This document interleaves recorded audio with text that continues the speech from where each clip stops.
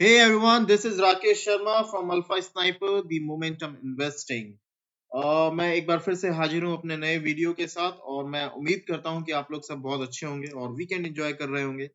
अभी जो आप अपने स्क्रीन पे देख रहे हैं ये मेरे YouTube चैनल का होम पेज है, तो जिन्होंने अभी तक इसको सब्सक्राइब नहीं किया है मैं आपसे रिक्वेस्ट करूंगा कि आप प्लीज मेरे चैनल को सब्सक्राइब करें ताकि आपको आगे आने वाली सभी वीडियोस के बारे में इंफॉर्मेशन मिलती रहे। मैं अपने यूट्यूब चैनल पे स्टॉक मार्केट रिलेटेड कंटेंट ही बनाता हूं जो सिर्फ एजुकेशनल पर्पस के लिए होता है। ओके, वीडियो में इससे पहले कि मैं आगे बढ़ूं, इधर रिसेंटली मैंने एक बैंक निफ्टी फ्यूचर की एनालिसिस की थी। Primarily I am a bank Nifty future and swing trader. तो चलिए वीडियो को ज्यादा लंबा न करते हुए मैं आपको दिखाना चाहता हूं कि मैंने क्या एनालिसिस की थी और उसका बेनिफिट मुझे कैसे मिला। ये मेरा ट्विटर पेज है, आप देख सकते हैं। मैं ट्विटर पे भी काफी एक्टिव रहता हूँ। तो ये आप डेट देखिए, आपके स्क्रीन पे दिख रहा होगा 28 फरवरी को मैंने एक चार्ट पोस्ट किया था अपने ट्विटर हैंडल पे और ये बैंक निफ्टी फ्यूचर का चार्ट है और इसकी टाइमिंग आप देखें यहाँ पे 10:26 का है। ठीक है, और जब मैंने ये चार्ट पोस्ट किया था तो उस समय आप देखें कि ऑलरेडी एक अच्छा खासा बियरिश कैंडल बना हुआ है अपने इस सपोर्ट जोन, एक बहुत इंपॉर्टेंट जोन था बाजार के लिए। इसने इसको ब्रेक किया स्ट्रॉन्ग बियरिश कैंडल से, लेकिन एट द सेम टाइम यहाँ पे एक ट्रेंड लाइन बनी हुई है कि जब जब बैंक निफ्टी नीचे आ रहा था यहाँ से बाउंस बैक हो रहा था, जब जब नीचे आ रहा था बाउंस बैक हो रहा था, फिर जब वापस यहाँ नीचे आया तो बाउंस बैक हो रहा था। और 28 फरवरी को जब मैं ये एनालिसिस कर रहा था, जो बैंक निफ्टी फ्यूचर का प्राइस है that was approaching towards this trend line. So point यहाँ पे ये है जो मैं आप लोगों को दिखाना चाहता हूँ। इसके आगे जब मैं फिर और मैंने एनालिसिस की अगले दिन 29 फरवरी को, आप यहाँ पे देखें ये डेट है 29 फरवरी 11:19 का, और आप देखें कि यहाँ पे एक डोजी कैंडल इन मेकिंग था। हालांकि ये डोजी कैंडल बना नहीं था बट ये उस समय लाइव मार्केट में मैंने डाला था, तो ये एनालिसिस मेरी चली रही थी, मार्केट लाइव था और मेरी ये एक्सपेक्टेशन थी एज पर माई एनालिसिस कि यहाँ पे ये इसको सपोर्ट लेना चाहिए। तो चलिए आगे देखते हैं कि क्या ऐसा हुआ था या नहीं हुआ था। एंड फिर मैंने 29 फरवरी को फिर थोड़ी देर बाद 2:52 पे मैंने वापस एक अपडेट चार्ट डाला और यहाँ पे आप देखिए कि जो डोजी कैंडल था वो एक अच्छा खासा बुलिश कैंडल में कन्वर्ट हो चुका था और मैंने यहाँ लिखा कि टुक सपोर्ट नाउ।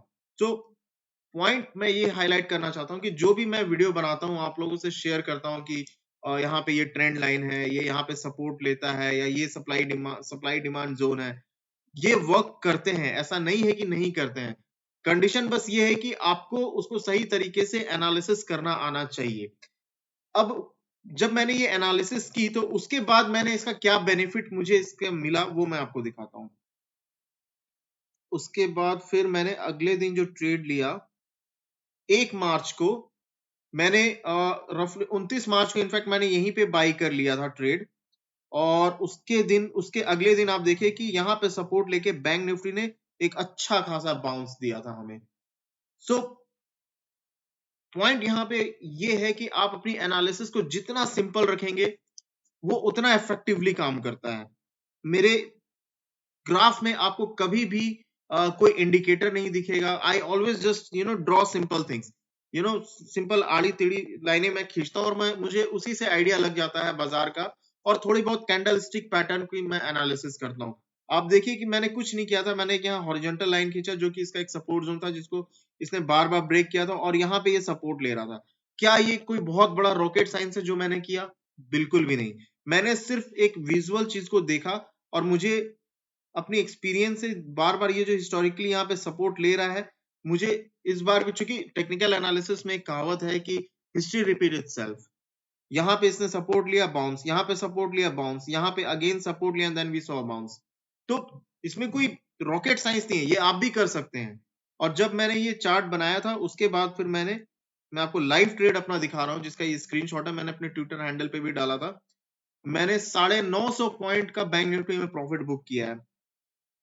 46,547 में मैंने बाई किया था और उसको मैंने बेचा है 47,293 में, और ओवरनाइट मुझे 11 से 12,000 के आसपास का आप यहाँ देख रहे हैं प्रॉफिट बुकिंग है। मेरा मकसद ये प्रॉफिट फिगर दिखाना नहीं है, मेरा मकसद ये है कि जो मैं एनालिसिस करता हूं मैं उस पर ट्रेड भी लेता हूं, और सिर्फ मैं ट्रेड लेता ही नहीं, मैं वो आपको दिखा भी रहा हूं, और वो ऐसा भी नहीं है कि वो सिर्फ analysis for the sake of analysis है।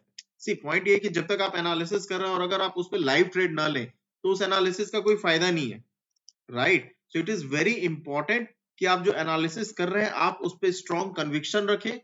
Profit loss that is in hand of market, but वो कन्विक्शन रखना जरूरी है कि आप जो एनालिसिस कर रहे हैं, क्या मैं उस एनालिसिस के बेस पर ट्रेड ले सकता हूं? अगर मैं ले सकता हूं तो am I confident enough? And I was confident enough, और आप देखिए यहाँ पे सपोर्ट लिया एंड देन वी सॉ अच्छा खासा up move here, and then again I book a profit in this, जो कि मैंने यहाँ पे दिखाया। सो मेरा मकसद बस यही है कि सिंपल चीजों से भी आप बहुत अच्छा काम कर सकते हैं, है ना?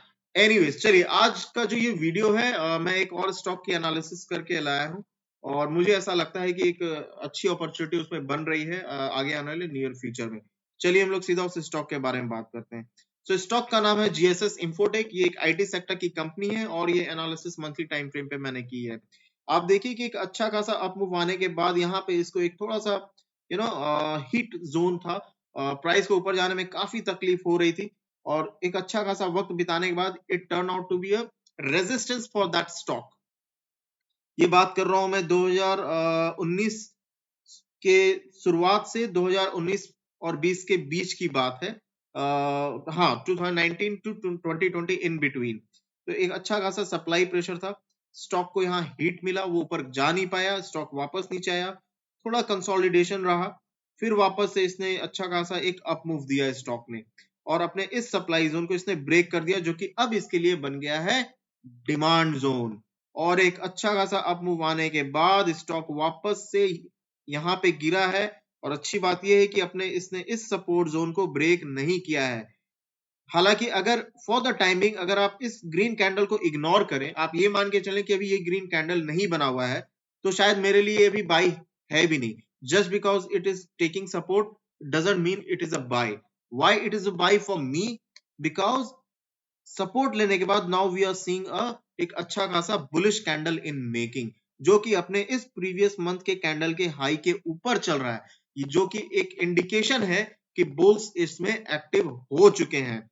तो मुझे ऐसा लगता है कि नियर फ्यूचर में हम लोग इसमें 250 तक के भाव भी देख सकते हैं, और मेरा व्यू इनवैलिड हो जाएगा अगर ये प्राइस 143 रुपए के भाव के नीचे चला जाता है। सो ये थी आज की स्टॉक की चर्चा, और इसी तरह आप लोग मेरे वीडियोस से बने रहें और मैं आप लोगों को अपने रिसर्च शेयर करता रहूंगा। So thank you very much and stay tuned. Good bye.